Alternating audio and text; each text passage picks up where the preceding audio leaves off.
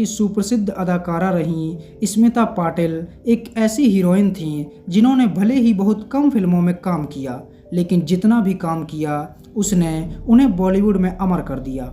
उनका फिल्मी सफ़र केवल 10 साल का ही रहा, लेकिन 10 साल में ही उन्होंने जो स्टारडम खड़ा किया उसे कोई और नहीं पा सकता। स्मिता पाटिल का जन्म 17 अक्टूबर 1955 को महाराष्ट्र में हुआ था। अपने शुरुआती जीवन में उन्होंने एक न्यूज़ रीडर के तौर पर काम करना शुरू किया था। 1970 में उन्होंने दूरदर्शन के लिए एंकर के रूप में काम किया। 1974 में श्याम बेनेगल ने उन्हें चरणदास चोर के लिए कास्ट किया था और यही उनकी पहली फिल्म थी। उन्होंने एक से बढ़कर एक फिल्मों में काम किया, जिनमें मंथन, भूमिका, जैत रे जैत, बाजार, आक्रोश, अर्धसत्य, नमक हलाल, अर्थ, मिर्च मसाला और बारिश जैसी बेहतरीन फिल्में शामिल रहीं। 1980 के दशक में उन्होंने कई फिल्मों के लिए निर्देशकों का काम भी किया।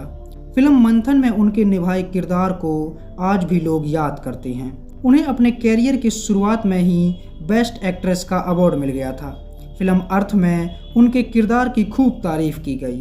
राज बब्बर के साथ उन्होंने भीगी पलकें, तजुर्बा, आज की आवाज़, आवाम और हम दो हमारे दो जैसी बेहतरीन फिल्मों में काम किया और इन्हीं फिल्मों के दौरान वो राज बब्बर के करीब आ गईं। वो राज बब्बर के साथ रोमांटिक रूप से जुड़ गई थीं। इसके लिए उन्हें बहुत सी लोगों की आलोचनाओं का सामना भी करना पड़ा, क्योंकि राज बब्बर पहले से शादीशुदा थे। उन पर आरोप लगे कि उन्होंने राज बब्बर की शादीशुदा जिंदगी तबाह कर दी। 1982 में फिल्म भीगी पलकों के सेट पर उनकी पहली बार मुलाकात राज बब्बर से हुई थी। दोनों की नज़दीकियां बढ़ती गईं और राज बब्बर ने स्मिता के लिए अपनी पहली पत्नी नादिरा को छोड़ दिया और स्मिता पाटिल से शादी कर ली। 1982 में स्मिता पाटिल ने राजेश खन्ना के साथ भी कई फिल्मों में काम किया, जिनमें दिल नादान, आखिरी क्यों, अनोखा रिश्ता, अंगारे, नजराना और अमृत जैसी फिल्में शामिल रहीं। 13 दिसंबर 1986 को केवल 31 वर्ष की आयु में उनकी मौत हो गई। उनकी मौत के बाद लगभग उनकी 10 फिल्में रिलीज हुईं। फिल्म मिर्च मसाला उनकी मौत के बाद रिलीज हुई थी और इस फिल्म में उनकी एक्टिंग की खूब तारीफ की गई।